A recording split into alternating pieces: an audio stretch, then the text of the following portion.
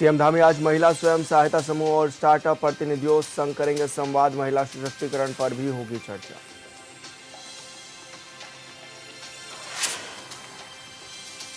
अवैध रूप से रह रहे पाकिस्तानी नागरिकों की होगी पहचान और वापसी। सीएम धामी ने उच्च स्तरीय बैठक कर दिए दिशा निर्देश। सत्यापन न कराने वालों पर अर्थदंड लगाने की भी कही बात। गर्मी बढ़ने के साथ ही प्रदेश में जंगल धधकने का सिलसिला शुरू। चमोली में सैकड़ों बाज, बुरांश और काफल के पेड़ जलकर हुए राख। चंपावत में भी वन संपदा को भारी नुकसान। 5 साल बाद 30 जून से फिर शुरू होगी कैलाश मानसरोवर यात्रा। चीन से के साथ सहमति के बाद आवेदन शुरू। उत्तराखंड और सिक्किम के रास्ते जाएंगे श्रद्धालु।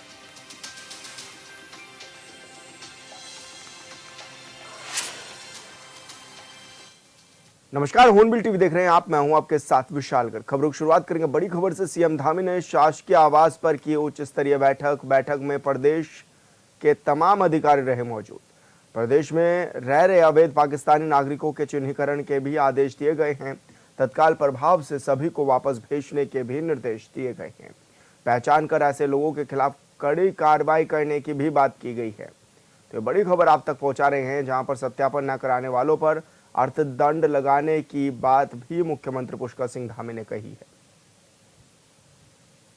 पहचान कर ऐसे लोगों के खिलाफ कड़ी कार्रवाई भी की जाए जो अपनी पहचान छिपाकर राज्य में रह रहे हैं, और सत्यापन न कराने वालों पर अर्थदंड लगाने की बात भी मुख्यमंत्री पुष्कर सिंह धामी ने कही है। तो सीएम धामी ने शासकीय आवास पर उच्च स्तरीय बैठक की है, जिसमें तमाम अधिकारी भी मौजूद रहे। और संवाददाता योगेश आर्या हमारे साथ फोन लाइन पर जुड़ गए हैं। योगेश, क्या कुछ जानकारी मिल रही है? किस तरह के दिशा निर्देश मुख्यमंत्री की ओर से जारी किए गए हैं? देखिए विशाल, जिस तरह से मुख्यमंत्री आवास पर जो है साथ की बैठक हुई है और बैठक में कहीं ना कहीं आने वाले जो चारधाम यात्रा है उसको लेकर के अहम फैसले लिए गए हैं। इसी के साथ साथ प्रदेश में अवैध तौर पर पाकिस्तानी नागरिक जो रह रहे हैं उनको चिन्हीकरण करने का जो है निर्देश दिया गया है। उन्होंने कहा कि तत्काल प्रभाव से चिन्हीकरण किया जाए और उसके बाद जो है इनको वापस भेजे जाए, कार्रवाई के निर्देश दिए गए हैं।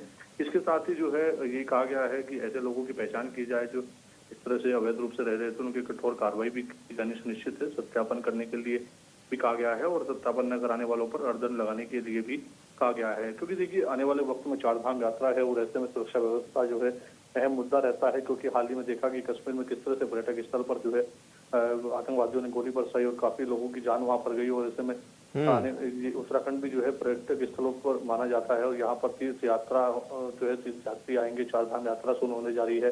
पर्यटकों की सुरक्षा व्यवस्था का सवाल है, तीर्थ यात्रियों की सुरक्षा व्यवस्था का सवाल है।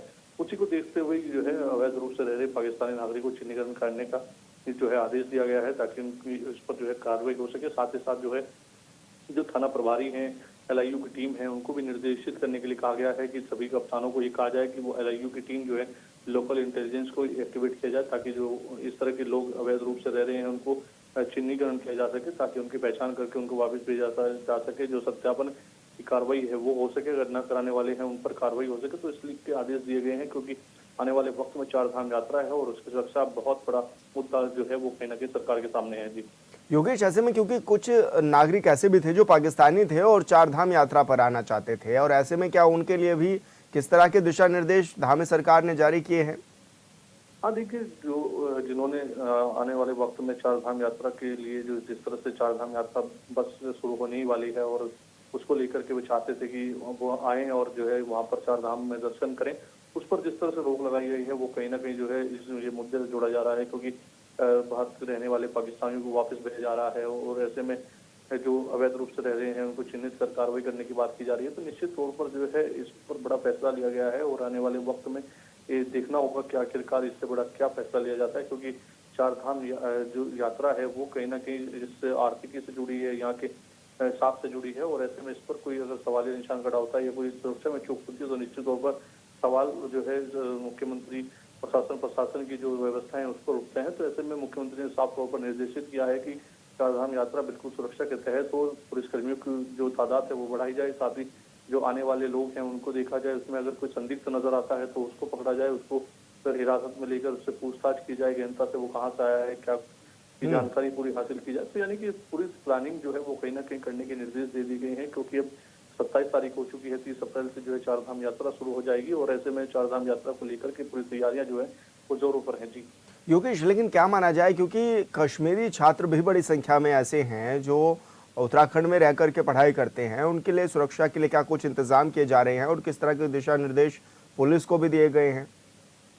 देखिए, बिल्कुल पुलिस को निर्देशित किया गया है और साथ ही साथ जो है एलआईयू को इसमें जो है खास तौर पर एक्टिवेट करने के लिए कहा गया है, क्योंकि देखिए जो खुफिया तंत्र होता है वो काफी जानकारी हासिल करता है। उनके अपने एक अलग सूत्र होते हैं, वो कहीं ना कहीं इस तरह की जानकारी करते हैं कि कैसे रिपोर्ट आ रहे हैं, क्योंकि जिस तरह से वहाँ कश्मीर में जो घटना हुई उस पर कहीं ना कहीं इंटेलिजेंस की पर भी सवाल उठे, सरकार की व्यवस्था पर भी सवाल उठे। लेकिन इसमें यहाँ पर उत्तराखंड में जिस तरह से एकदम से एक्टिवेशन दिखाई दिया, मुख्यमंत्री ने तमाम निर्देश लिए, साथ ही साथ जो है निर्देश देने के साथ साथ शासन की स्तरीय बैठक की, उसके साथ साथ जो है उन्होंने जो है तमाम जो अधिकारी है उनसे फीडबैक लिया।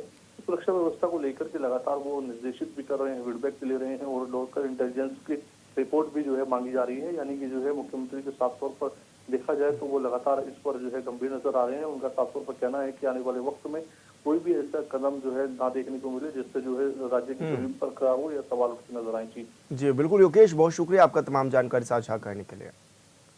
भगवानपुर थाना क्षेत्र में प्रशासन की टीम अवैध रूप से संचालित किए जा रहे मदरसों पर लगातार कार्रवाई कर रही है, जिसके चलते एसडीएम भगवानपुर जितेंद्र कुमार के नेतृत्व में प्रशासन की टीम ने 3 अलग अलग गांवों में स्थित अवैध रूप से चल रहे 3 मदरसों को सील कर दिया है। बता दें कि अवैध रूप से संचालित मदरसों के खिलाफ पूरे प्रदेश में लगातार अभियान चलाया जा रहा है। इसी क्रम में टीम ने हल्लू माजरा, मक्खनपुर और मोहितपुर गांव में अवैध रूप से संचालित 3 मदरसों को सील किया है। बताया गया है कि तीनों मदरसों की ओर से मानक पूरे नहीं किए जा रहे थे, साथ ही 3 मदरसों का पंजीकरण भी नहीं कराया गया था।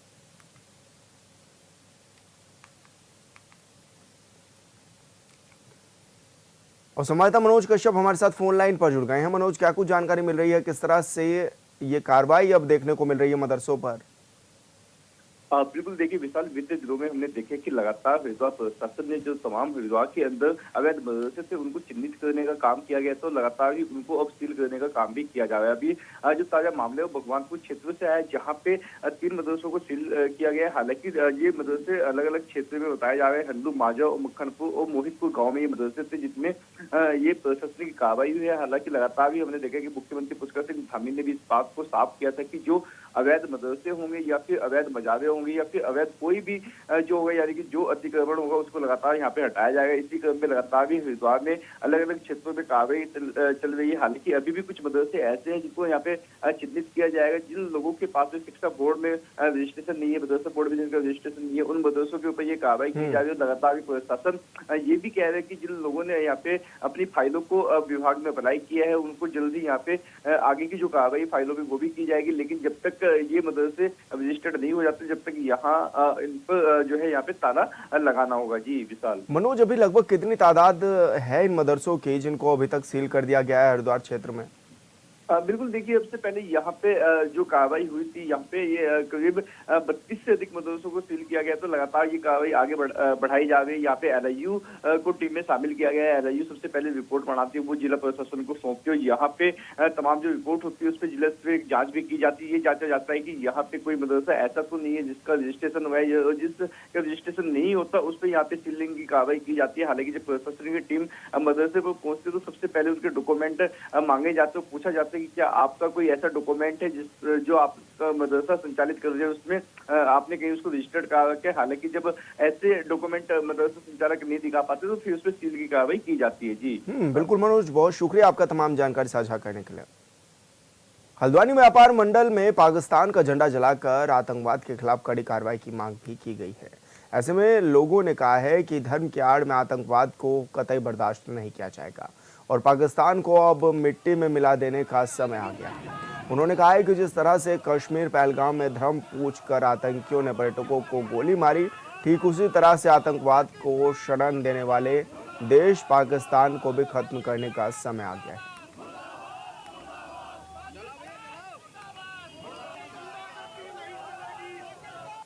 देखिए, जिस तरीके से धर्म का नाम लेकर के चुन के जो गोली मारी गई है इसका हिंदुस्तान पुरजोर विरोध करता है। हिंदुस्तान में धर्म को लड़ाने की राजनीति की जा रही है पाकिस्तान के द्वारा, और हम पाकिस्तान की कायराना हरकत को किसी रूप में बर्दाश्त नहीं करेंगे। हम अपनी भारत सरकार से निवेदन करेंगे कि वो वक्त आ गया है जब पाकिस्तान को नेस्तनाबूद कर दिया जाए, उसके नक्शे से निशान हटा दिया जाए, वो वक्त है। और हम पूरी तरीके से तैयार हैं। हिंदुस्तान का एक एक नागरिक भारत सरकार के साथ खड़ा है। हम भारत सरकार से कहना चाहेंगे कि अब वो वक्त है जब पाकिस्तान हमारे नक्शे से हट जाना चाहिए। पाकिस्तान एक ऐसा गंदा और ऐसा भ्रष्ट देश है जो लगातार आतंकवाद को बढ़ावा दे रहा है। इन्होंने लगातार हमारे निर्दोष नागरिकों को निशाना बना रहे हैं, असहाय लोगों को निशाना बना रहे हैं। अरे हिम्मत है तो आमने सामने आकर फाइट करो। हम इन्हें ईंट के जवाब पत्थर से देंगे। आज भारत का आम नागरिक भी इतना ज्यादा उत्तेजित हो चुका है कि अगर आमने सामने की बात आई तो हमारा आम नागरिक भी पाकिस्तानी की सेना को नस्तनाबूद कर देगा। पाकिस्तान की बात तो छोड़ो, ये ऐसा गंदा देश है कि सारा भ्रष्टाचार इसके यहाँ, आतंकवाद की जननी पाकिस्तान, भ्रष्टाचार की जननी पाकिस्तान। लगातार देखो कितना बड़ा काम किया, हमारे निर्देश लोगों को मारा। इसी क्रम में जनता में इतना ज्यादा आक्रोश है कि पब्लिक, अभी तो हम जनता जला के बता हमें आदेश दे तो हम हथियार लेकर बॉर्डर पर भी जाएंगे। आज पब्लिक इतना जन आक्रोश है कि पाकिस्तान के नाम से हम नफरत होकर थूकते हैं पाकिस्तान पे। यही हाल रहा तो हम आज झंडे जला रहे हैं, जो हम पाकिस्तान को जलाने का संकल्प लेंगे पूरे हिंदुस्तान के लोग। भारत सरकार से हम यह आह्वान करते हैं, ये मांग करते हैं कि वार हो जाए, अटैक कर दो इस पाकिस्तान पे। ये रोज रोज का जो रोना चल रहा है खत्म होना चाहिए। एक बार अटैक करने फाइनल जो होगा, आर पार रोज रोज के जो हमारे आम नागरिक मारे जा रहे हैं, ये तो नहीं होगा। डरपोक लोग हैं पाकिस्तानी, ये छुप के हमला करते हैं, आमने सामने कभी युद्ध नहीं करते पाकिस्तान के लोग। इसलिए मैं भारत सरकार से अपील करता हूँ कि एक बार आर पार का ऐलान कर दे और ये रोज रोज का जो रोना चल रहा है इसे प्रदेश भर के साथ ही चंपावत जिले के विभिन्न सरकारी स्कूलों में स्कूल बैग का बोझ कम करने के उद्देश्य से बैगलेस डे के रूप में मनाया गया है, जिसके तहत सभी विद्यालयों के छात्र छात्रा अपने अपने स्कूलों में बिना बस्ता लिए पहुंचे। इस दौरान उन्हें सोशल एक्टिविटी, खेल, व्यवहारिक, वानिकी, चित्रकला जैसे क्रियाकलापों के बारे में जानकारी दी गई। हालांकि कुछ विद्यालयों में बैगलेस डे के बारे में बच्चों को जानकारी न होने के कारण बच्चे स्कूल बैग लेकर भी पहुंचे। वहीं जिले के जिला शिक्षा अधिकारी प्रकाश सिंह जंगपांगे ने बताया है कि इस दौरान बच्चे बिना बस्ते के स्कूल पहुंचे थे और उन्हें सृजनात्मक क्रियाकलापों से भी अवगत कराया गया है।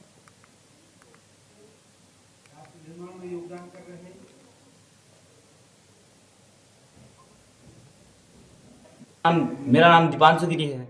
मैं राजकीय इंटर कॉलेज लोहाट में पढ़ता हूँ। आज बैगलेस डे है जो हर महीने के लास्ट शनिवार को मनाया जाता है।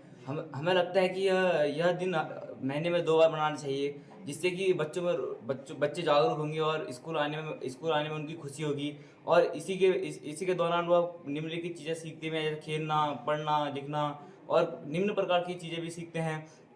तो हमारा यह अनुरोध होगा कि यह बैगलेस डे हर महीने में 2 बार मनाना चाहिए। और आज हमने क्विज प्रतियोगिता और ढेर सारी कई प्रतियोगिता में भाग लिया, जिसमें कि हम प्रथम स्थान प्राप्त किया।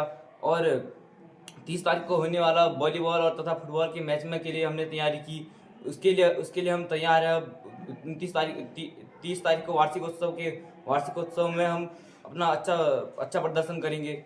एक्टिविटीज़ में आज बैगलेस डे, क्योंकि कि हमारे लिए सरकार की ओर से विशेष कार्यक्रम है, तो इस कार्यक्रम में हमने सबसे पहले तो आज 3 पीरियड का हमने पठन पाठन का कार्य किया है, सबसे पहले महत्वपूर्ण, जहाँ पर कि जो प्रतियोगी परीक्षाओं के लिए हमने उनको खास जो टिप्स हैं वो दिए। और उसके बाद सर हमने विद्यालय की स्वच्छता कार्यक्रम और वृक्षारोपण के लिए, भविष्य के लिए हमने कुछ तैयारी, और जो हमारा ये 30 तारीख को एक हमारा वार्षिकोत्सव होने वाला है, उसकी तैयारी के लिए हमने एक तो बैंड दल तैयार किया आज, और उसी के आधार पर कल्चरल के आज कार्यक्रम हुए हैं। और वाद विवाद प्रतियोगिता के साथ ही बच्चों में इन प्रतिभाओं को उभारने के लिए हमने एक सामान्य ज्ञान प्रतियोगिता का भी आयोजन किया। उसमें बच्चों ने बड़ी अपनी प्रतिभा का परिचय दे करके हमारे विद्यालय की स्वच्छता कार्यक्रम और अन्य कार्यक्रमों को बहुत ही खूबसूरत अंदाज में यहाँ पर बैगलेस डे के रूप में कार्य किया। और आज सांस्कृतिक और हमारा जो बैंड दल, घोष दल है, उसकी भी पूर्ण तैयारी हमने आज इस कार्यक्रम में की है। बेगलेस डे का उद्देश्य हमारे बच्चों में आज ये तरुण शर्मा जी और हमारे एक साउथ से चेन्नई से आए हुए राघवन साहब के द्वारा एक बौद्धिक सत्र का आयोजन किया जा रहा है। उसमें बच्चों को कैरियर काउंसलिंग के साथ साथ ही अन्य जो बहुपयोगी उनको जो अपने जो कैरियर के निर्माण के लिए आवश्यक है उसके लिए यहाँ पर हम उनको आवश्यक टिप्स दे रहे हैं। और हमारे बीच में उनने तरुण शर्मा जी ने अरुण शर्मा जी जो शांति स्वरूप जो टेस्ट है उसकी ओर से 1 लाख रुपए की जो CCTV सेट दिए थे और साथ ही 50,000 की प्रतियोगी परीक्षाओं के लिए जो पुस्तकें दी थी उसके लिए भी उनका। चंपावत में मां पूर्णागिरी धाम में मत्था टेकने के बाद नेपाल के सिद्ध बाबा के दर्शन को जा रहे श्रद्धालुओं दुकानदारों के बीच मारपीट हो गई, जिसमें 8 लोग गंभीर रूप से घायल हो गए, जिनका अस्पताल में इलाज जारी है। पानी की बोतल को लेकर दोनों पक्षों में विवाद हुआ। श्रद्धालुओं का कहना है कि दुकानदार ने 1 लीटर की पानी की बोतल 20 रुपए के बजाय 30 रुपए में दी और ज़्यादा कीमत की शिकायत करने पर दुकानदार भड़क गया। इसी के चलते कहासुनी धीरे धीरे हाथापाई में बदल गई। वहीं दुकानदार का आरोप है कि पिटाई और अभद्रता श्रद्धालुओं की ओर से की गई है। बैराज पर तैनात पुलिस मारपीट को रोकने में नाकाम रही। वहीं मौके पर पहुंची पुलिस सभी लोगों को कोतवाली ले गई।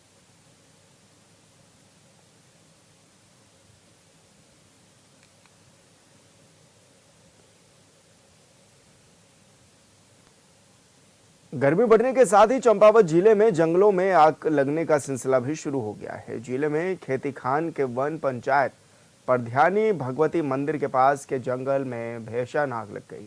हवा के साथ आग ने विकराल रूप भी ले लिया, जिससे वन संपदा को भी काफी नुकसान हुआ है। DFO NC पंत ने बताया कि सूचना मिलने पर वन विभाग की टीम को आग बुझाने के लिए निर्देशित किया गया है। जल्दी आग पर काबू भी पा लिया जाएगा।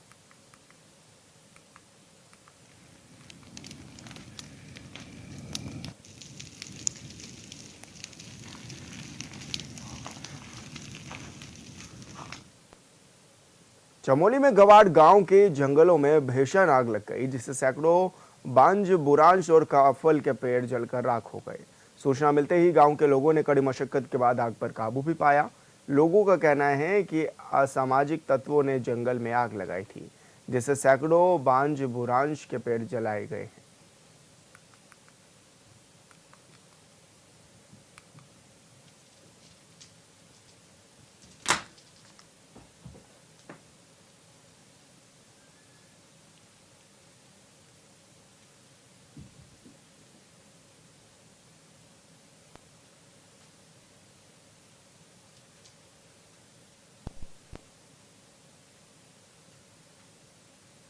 उत्तराखंड में चारधाम यात्रा की शुरुआत होने वाली है, लिहाजा सरकार के मुखिया से लेकर विभागों के वरिष्ठ अधिकारी तक गंभीरता के साथ तैयारियों में जुटे हुए हैं।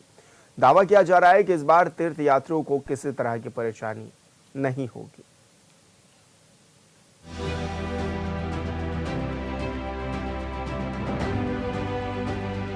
देवभूमि उत्तराखंड में 30 अप्रैल से विश्व प्रसिद्ध चारधाम यात्रा की शुरुआत हो रही है। लाखों लोगों ने रजिस्ट्रेशन करा लिया है और 28 फरवरी से ऑफलाइन रजिस्ट्रेशन काउंटर भी खुलने वाले हैं। यात्रा को लेकर राज्य के CM पुष्कर सिंह धामी से लेकर प्रदेश के मुख्य सचिव आनंद वर्धन तक गंभीर है। एक तरफ जहां ऋषिकेश पहुंचकर CM धामी ने ट्रांजिट कैंप में तैयारियों का औचक निरीक्षण किया और दिशा निर्देश दिए, तो दूसरी तरफ मुख्य सचिव ने निरीक्षण किया है। अभी मास्टर प्लान के हिसाब से काफ़ी काम हमारे या तो पूरे हो चुके हैं या पूरे होने की स्थिति में है, और कुछ कार्य है जो कि अभी शेष है, उसमें कुछ समय लगने की भी संभावना है। शनिवार को मुख्य सचिव केदारनाथ धाम पहुंचे, जहां उन्होंने अधिकारियों के साथ तैयारियों का जायजा लिया। साथ ही पुनर्निर्माण कार्यों और यात्रियों की सुविधाओं को लेकर जिलाधिकारी को दिशा निर्देश दिए हैं। मुख्य सचिव ने मंदाकिनी और सरस्वती नदियों पर बनाए गए वैली ब्रिज का भी निरीक्षण किया। उन्होंने जानकारी दी कि इस पुल का कार्य पूरा हो चुका है, जिससे यात्रियों को आने जाने में और अधिक सुविधा और सुगमता प्राप्त होगी। उन्होंने आस्था पथ पर बने रेन शेल्टरों का भी निरीक्षण किया। इस दौरान उन्होंने कहा कि यात्रियों की सुविधा के लिए रेन शेल्टरों में LED लगाने को कहा, ताकि यात्रियों को यह स्पष्ट जानकारी मिल सके कि शौचालय, मेडिकल सहायता और अन्य जरूरी सुविधाएं किस स्थान पर उपलब्ध हैं। एजेंसीज या जो अधिकारी जो पूरे मनोयोग से काम करने में लगे हुए हैं और हम आशा करते हैं कि उससे भी पूरे। मुख्य सचिव ने विशेष रूप से इस बात पर जोर दिया कि कतार में खड़े यात्रियों को गर्म पानी की सुविधा उपलब्ध होनी चाहिए, ताकि वे ठंडे मौसम में भी आरामदायक अनुभव प्राप्त कर सकें।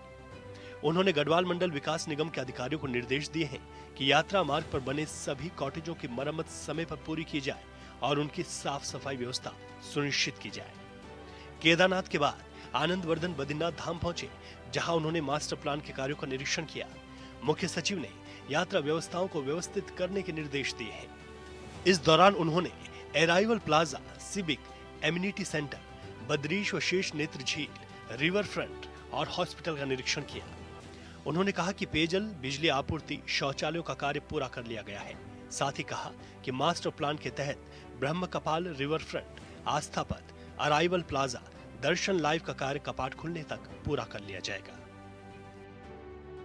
जो अभी पहलगांव में जो घटना घटी है उसको लेकर भी यहाँ पर हमारी जो सेनाएं हैं वो सचेत है। माननीय मुख्यमंत्री जी ने आदेश दिया है कि तमाम जितने भी हमारे यात्रा के पड़ने वाले रूट हैं उन सब पर चौकसी रखी जाए, उन सब पर तैनात हमारे पुलिसकर्मी से लेकर के तमाम और जो हमारे सुरक्षा बल तैनात होंगे, जहाँ पर हमारे श्रद्धालु पहुँचेंगे किसी भी प्रकार की किसी को दिक्कत ना हो, यात्रा के दौरान भी किसी को कोई दिक्कत ना हो। भोजन से लेकर के तमाम सारी बाकी व्यवस्थाओं का जायजा भी माननीय मुख्यमंत्री जी ने लेने का काम किया और आपदा से निपटने के लिए भी तमाम वो तैयारियों को पुख्ता तरीके से देखने का काम किया है। इससे पहले कि हमारी यात्रा शुरू हो, उन सारी चीजों का जायजा लेने का काम सरकार करी और उनके माननीय मंत्री कर रहे हैं। चारधाम यात्रा को लेकर मुख्यमंत्री पुष्कर सिंह धामी ने कहा, चारधाम यात्रा के अलग अलग प्रदेशों के यात्री शामिल होते हैं और ऋषिकेश से ही यात्रा की शुरुआत होती है। लिहाजा यह जरूरी है कि किसी भी तीर्थयात्री को परेशानी न हो, इसे लेकर ध्यान दिया जाए। उन्होंने प्रदेशवासियों से अपील की है, आने वाले यात्रियों से अच्छा व्यवहार करें ताकि यहाँ से जाने के बाद प्रदेश और प्रदेशवासियों की वो तारीफ करें। नए बच्चे जिनकी आयु 18 वर्ष, 19 साल, 21 साल, 20 साल, बिल्कुल उनके अंदर ऊर्जा है। मैंने उनसे कहा कि देखिए चारधाम यात्रा में आने वाले सभी हमारे जितने भी चारधाम यात्री आते हैं जिनका आप रजिस्ट्रेशन करेंगे, आप ये मत सोचना कि मैं 8 घंटे काम कर रहा हूँ या मैं 8 घंटे काम कर रही हूँ कि मुझे बहुत परेशानी हो गई। आप ये सोचिए जो दूर दराज तेलंगाना से आया है, महाराष्ट्र से आया है, मध्य प्रदेश से आया है, छत्तीसगढ़ से, राजस्थान से, दिल्ली से, तो मैंने कहा आप लोग ना अच्छे से बोलेंगे, अच्छे से बात करेंगे, उनका रजिस्ट्रेशन ठीक से कर देंगे। इधर जम्मू कश्मीर के पहलगाम में हुए आतंकी हमले के बाद उत्तराखंड पुलिस अलर्ट मोड पर है, क्योंकि चारधाम यात्रा की शुरुआत हो रही है। पुलिस अधिकारी का कहना है कि आने वाले तीर्थयात्रियों को परेशानी न हो, इसके लिए पुलिस प्लान के तहत काम कर रही है। ऋषिकेश से लेकर यात्रा मार्गों पर जगह जगह पुलिस कर्मियों की तैनाती की जा रही है। रेलवे स्टेशन, बस अड्डे, ऐसे जगह पे पब्लिक प्लेसेस पे रात भर की कई डिस्ट्रिक्ट्स ने चला है और थोड़ा फिर क्योंकि कंटिन्यूस चलता है, फिर बीच बीच में हमने आकस्मिक रूप से चेकिंग करें और अलर्ट रहने के निर्देश दिए। जैसे वही आपत्तिजनक कोई भी वस्तु, यानी कि मैं कह रहा हूँ आर्म्स लेके कोई चल रहा है, कोई ऐसी IED टाइप्स के बेसिकली आतंकवादी के घटना को देखते हुए जो हमारी पुलिस का ट्रेनिंग हो रखी है प्रोटोकॉल के हिसाब से अलर्ट उसमें कराया गया। डॉग स्क्वाड वगैरह, डॉग स्क्वाड और अपने बंदे भी पुलिस का जो चेकिंग करते हैं। चारधाम यात्रा सिर्फ यात्रा नहीं बल्कि प्रदेश की अर्थव्यवस्था का बड़ा आधार है। जाहिर है कि अगर यात्रियों की संख्या तेजी से बढ़ती है तो सरकार के साथ ही लाखों छोटे बड़े कारोबारियों को इससे बड़ा फायदा होगा। और लोग चारधाम यात्रा का महीनों से इंतजार करते हैं। एक तरफ जहां सरकार तैयारियों को लेकर दावा तो कर रही है, वहीं विपक्ष के कुछ सवाल हैं जिसे इग्नोर नहीं किया जा सकता है। राज्य में बीजेपी की डबल इंजन वाली सरकार है और सरकार दावा करती रही है कि सुविधाएं बढ़ने से यात्रियों की संख्या बढ़ रही है। हालांकि किसी बात को कहना और उसे पूरा करना दोनों अलग अलग बातें हैं। तैयारियों को लेकर दावा तो पिछले साल भी किया गया था, लेकिन शुरुआत के दिनों में ही विपक्ष ने सवाल उठा दिए थे। Bureau report, hornbill TV. और फिलहाल इस बुलेटिन में इतना ही। आप देखते रहिए हॉर्नबिल टीवी। नमस्कार।